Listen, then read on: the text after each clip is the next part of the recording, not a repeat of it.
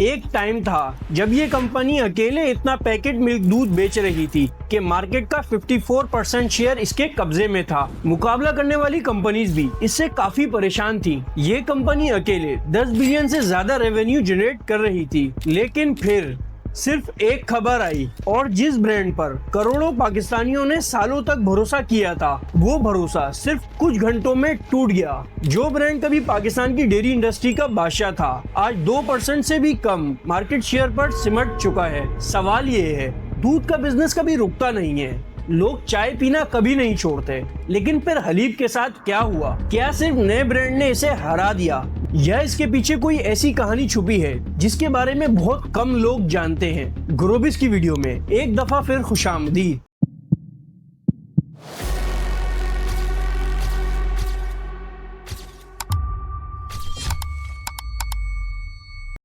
1980 के दौर में रोज सुबह होते ही साइकिल की घंटी गलियों में गूंजती थी। लोग अपने बर्तन लेकर निकलते और दूध नाप कर घर ले आते, लेकिन हर रोज एक ही सवाल होता, जो दूध हम घर ले जा रहे हैं, इसमें वाकई दूध कितना है और पानी कितना? लेकिन उस वक्त बेईमानी आज जैसी बिल्कुल नहीं थी, क्योंकि आज तो ये आम सी बात है। पैकेट मिल्क मिलता तो था, लेकिन लोग उस पर भरोसा नहीं करते थे।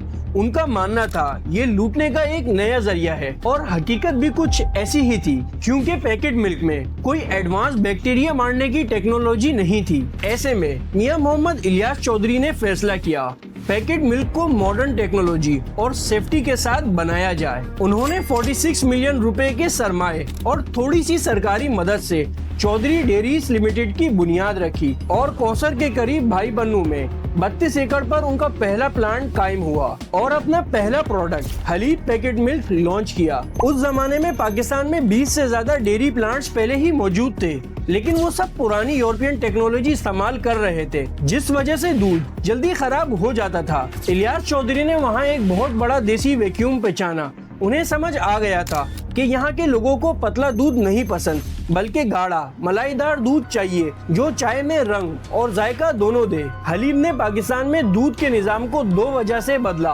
पहला, उन्होंने यूरोपियन UST टेक्नोलॉजी यूज की। दूध को इतना गर्म किया जाता था कि सारे जर्म्स खत्म हो जाते थे, जिस वजह से बगैर फ्रिज के भी दूध महीनों तक फ्रेश रहता था। दूसरा, उन्होंने दूध को स्टैंडर्ड फॉर्मूले पे सेट किया, 3.9% फैट और 8.9% सॉलिड नॉन फैट। इस कंसिस्टेंसी ने चाय के हर कप को एक जैसा और बेहतरीन बना दिया। फिर टीवी पर वो आवाज गूंजी, अच्छी चाय तो सिर्फ हलीब ही बनाए, गाढ़ा जो है चाय बनाए तो हलीब, सबसे गाढ़ा दूध हलीब। ये सिर्फ एक एडवर्टाइजमेंट नहीं था, ये धीरे धीरे हर पाकिस्तानी के घर का हिस्सा बन गया। सर्दियों की चाय हो, ईद की महफिल हो या बच्चों का नाश्ता, हर जगह हलीब नजर आने लगा। हर ग्रोसरी स्टोर, हर चाय के होटल और लाखों घरों के फ्रिज में सिर्फ एक ही नाम था, हलीब। इसका नतीजा ये निकला, 2002 तक हलीब पाकिस्तान का सबसे बड़ा पैकेट डेयरी ब्रांड बन चुका था।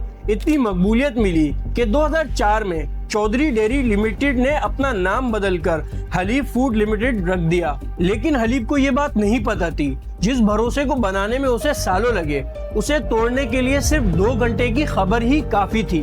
2006 में हलीब अपनी बुलंदियों पर था, लेकिन तभी किस्मत ने एक ऐसा पलटा खाया जिसने सब कुछ बदल कर रख दिया। कंपनी के बानी मोहम्मद इलियास चौधरी इस दुनिया से रुखसत हो गए। उनके जाने के साथ ही कंपनी में मैनेजमेंट की कशमकश और एक ऐसी सुस्ती ने जन्म लिया जो किसी भी एम्पायर के लिए तबाहकुन होती है। लेकिन ठीक इसी वक्त मार्केट में 2 ऐसे खामोश दुश्मन उतरे जिसने हलीब की जगह पर दस्तक दे दी थी। पहला था नेस्ले, जिसने अपने प्रोडक्ट मिल्क पैक को हाइजीन और सेफ्टी के नाम पर प्रमोट करना शुरू किया, और दूसरा था एंग्रो फूड, जो अपना मॉडर्न और लाइफस्टाइल ओरिएंटेड ब्रांड ऑलपर्स लेकर मैदान में उतरा। नेस्ले और ऑलपर्स ने पाकिस्तान के नए और जवान तबके को टारगेट करने के लिए करोड़ों रुपए पानी की तरह बहाए। उनके एड्स में जिंदगी, चमक और नयापन था। दूसरी तरफ हलीब अपनी गुज़िश्ता सक्सेस के गुरूर में सोया रहा। उन्होंने वही पुराना डब्बा, वही बोरियत ज़दा ब्लू पैकेजिंग और वही ग्रैंडफादर वाली इमेज को नहीं बदला। उनका सबसे बड़ा ब्लाइंड स्पॉट ये था कि उन्हें ये लगा, कस्टमर हमें कभी नहीं छोड़ेगा, लेकिन उन्हें खबर तक नहीं हुई। उनका वफादार कस्टमर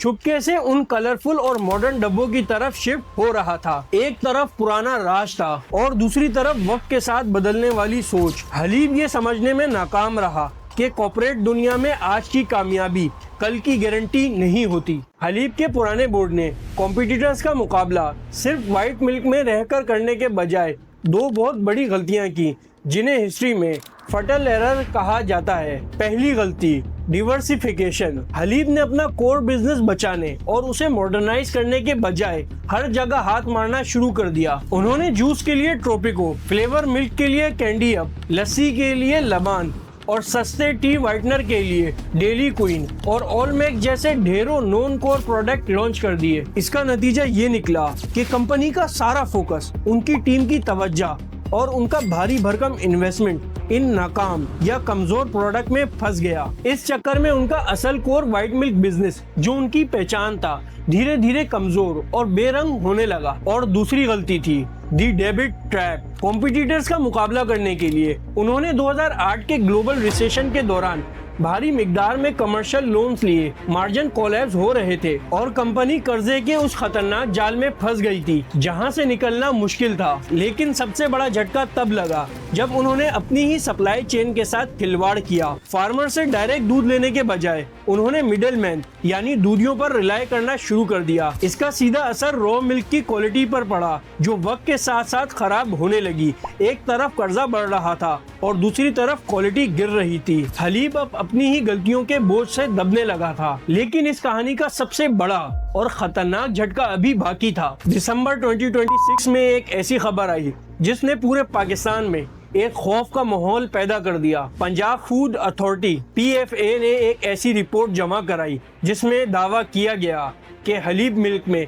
फॉर्मेलिन पाया गया है, वो खतरनाक केमिकल जो मुर्दा जिस्मों को गलाने से बचाने के लिए इस्तेमाल होता है। ये खबर आग की तरह फैल गई। हर न्यूज चैनल, हर न्यूज़पेपर और हर घर में हलीब को मुर्दा जिस्म वाला जहर कहा जाने लगा। एक मिनट, क्या ये हकीकत थी? अगरचे बाद में UVAS और UAF जैसी बड़ी लेबोरेटरीज ने दोबारा टेस्ट किया तो पता चला जिस बैच पर इल्जाम लगा था उसमें कोई भी खतरनाक चीज नहीं मिली। लेकिन तब तक बदनामी का वो तीर चल चुका था जो वापसी नहीं आ सकता था। कस्टमर्स ने डर के मारे हलीब का डब्बा खरीदना बंद कर दिया।